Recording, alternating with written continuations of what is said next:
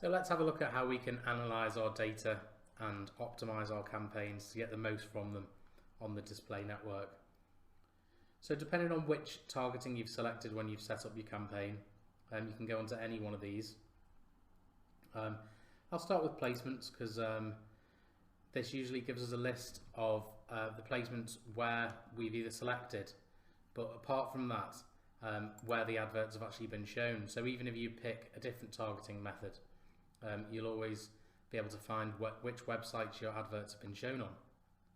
And you can see here we've got varying costs per click and various cost per conversion. Now you'll see if we change this around that our average cost per conversion has been £13.98 and we've had 4,170 conversions. Now with our average being £13, it shows that anything that's drastically over that is not going to be any good to keep ploughing money into. So what we can do is we can take a look at these ones, and we know that for instance Forbes.com it's cost us £118 to get one conversion, which is near to 10 times the amount of our average costs of a conversion, so it's proving not very successful. Plus we haven't had that many in either. Again, there's another one here, manplate.com, that's £89 a conversion. These are far too expensive versus our average, so we can exclude these placements just by ticking them, and we can sort through the various ones, and then we can exclude them from our whole campaign or from ad group. I'm going to exclude these from the whole campaign because they're clearly not working and they're quite expensive, and you'll see that they've then gone into the list of exclusions. When this list populates, we can see what placements are in here.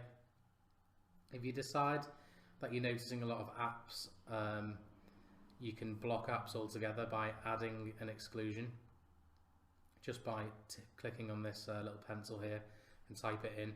And to exclude all mobile apps, you just need to exclude the URL adsenseformobileapps.com, and that will exclude them all.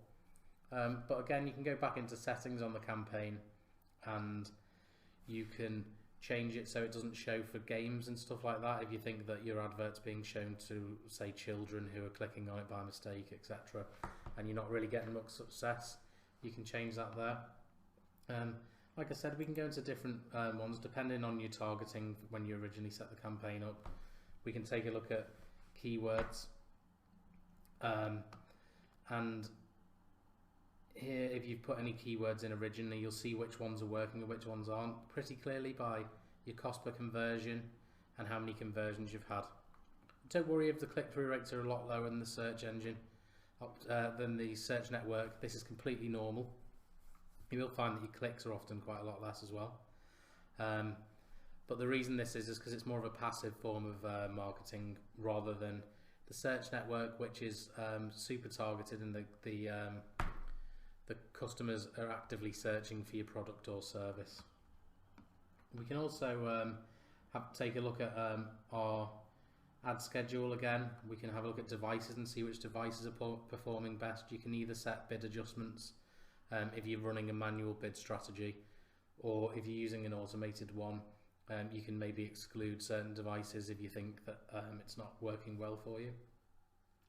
And you can check your ad schedule and locations to check they're performing well in different areas, and you can always exclude locations that aren't, and maybe turn your campaign off on days of the week or specific times that don't seem to be working for you and they're costing you money. So it's all about trying to save money wherever you can, and trying to make sure that you're not showing your advert to people who it's not really relevant for.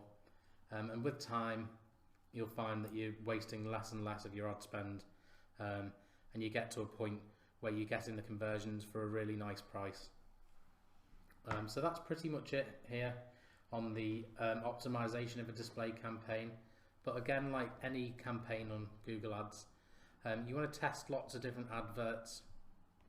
Make sure your landing page is good where you're sending your traffic, and yeah, do lots of different adverts, compare them against each other, and just make sure You get rid of any adverts that are underperforming, and over time, once you've got some conversions in, you might want to think about changing your bid strategy, which you can do in settings. From a manual cost per click to a target CPA like we've got here, they try and keep the CPA similar to what your target CPA is, but you can see ours was like £13.50ish, and our target CPA is £11.50, so it does run a little bit over, but it has been consistently getting us conversions in. You could also change it for something like Optimise conversions. That will give you the most conversions for your budget, but just bear in mind you do need to run your campaign for a while first.